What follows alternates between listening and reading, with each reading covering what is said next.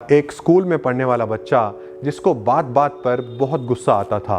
उसकी इस गुस्सा करने वाली आदत से परेशान होकर उसके पिता ने उसे कई बार समझाने की कोशिश की, लेकिन तब भी उसे कुछ भी समझ नहीं आता था। फिर एक बार परेशान होकर उसके पिता ने उससे कहा कि तुम मेरी कोई बात नहीं मानते। आज आखिरी बार मैं तुमसे कुछ कहना चाहता हूँ। अगर तुम मेरी बात मान लोगे तो मैं समझूंगा तुम भी मुझसे उतना ही प्यार करते हो जितना मैं तुमसे करता हूँ। बच्चा पिता की बात सुनकर भावुक हो गया।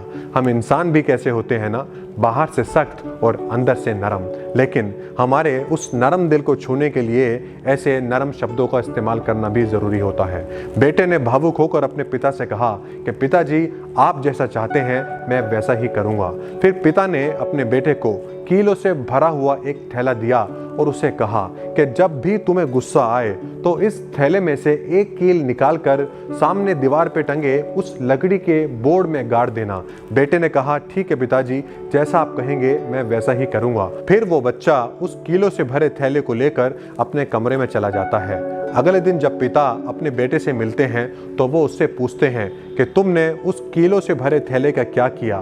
फिर बेटा बताता है कि आज मैंने उस लकड़ी के बोर्ड में पूरी 37 कीलें गाड़ी हैं। इसका मतलब उस बच्चे को एक दिन में पूरी 37 बार गुस्सा आया था। अब जैसे जैसे दिन बीतते जाते हैं उस लकड़ी के बोर्ड में कीलें गड़नी भी कम होने लगती है। उस बच्चे को अपने गुस्से का एहसास होने लगता है और धीरे धीरे वो अपने गुस्से पर काबू भी पाने लगता है। आगे चलकर एक ऐसा दिन आता है जब उस बच्चे को उस लकड़ी के बोर्ड में एक भी कील काटने की जरूरत नहीं पड़ती।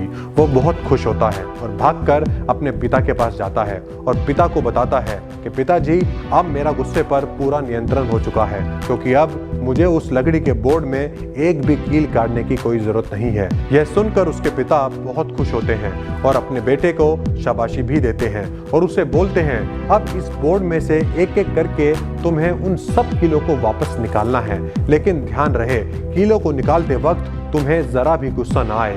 बेटा भाग कर जाता है और उस बोर्ड में से कीलें निकालनी शुरू कर देता है।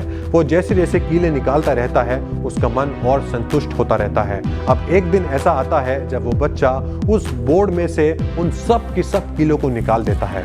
वो बहुत खुश होता है और फिर से भागकर वो अपने पिता के पास जाता है और अपने पिता को बताता है कि पिताजी, अब मैंने उस बोर्ड से सारी कीलों को निकाल दिया है और अब भी मुझे एक भी बार गुस्सा नहीं आया।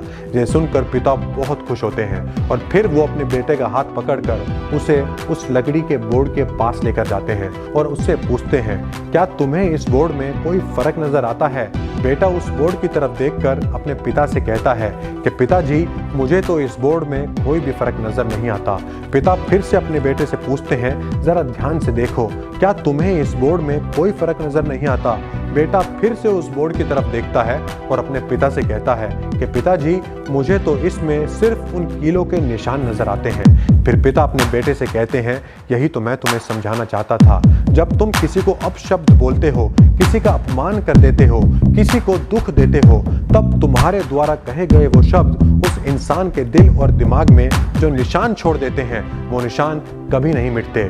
फिर भले ही तुम उस इंसान से कितनी ही बार माफी क्यों न मांग लो। अगर तुम तलवार से किसी इंसान के शरीर पर कोई घाव डाल दो, फिर भले ही बाद में तुम उस इंसान से हाथ जोड़कर कितनी ही बार माफी क्यों ना मांग लो, वो निशान उस इंसान के शरीर से कभी भी मिट नहीं सकते। इसी तरह गुस्से में तुम्हारे द्वारा कहे गए कुछ अपशब्द जो चोट का निशान किसी इंसान के दिल और दिमाग पर छोड़ देते हैं, वो निशान वो इंसान कभी भी भुला नहीं पाता। इसीलिए हमेशा हमें अपने शब्दों का सोच समझकर इस्तेमाल करना चाहिए। ये रिश्ते एक कच्ची डोर की तरह नाजुक होते हैं। इनको बनाने में और संभाल कर रखने में पूरी उम्र निकल जाती है और इनको तोड़ने में सिर्फ 1 मिनट लगता है। इसीलिए मैं तुम्हें ये बात समझा रहा हूँ। अगर तुमने इस सीख को अपने जीवन में अपना लिया तो आगे चलकर तुम अपने जीवन में बहुत खुश भी रहोगे और बहुत सफल भी रहोगे।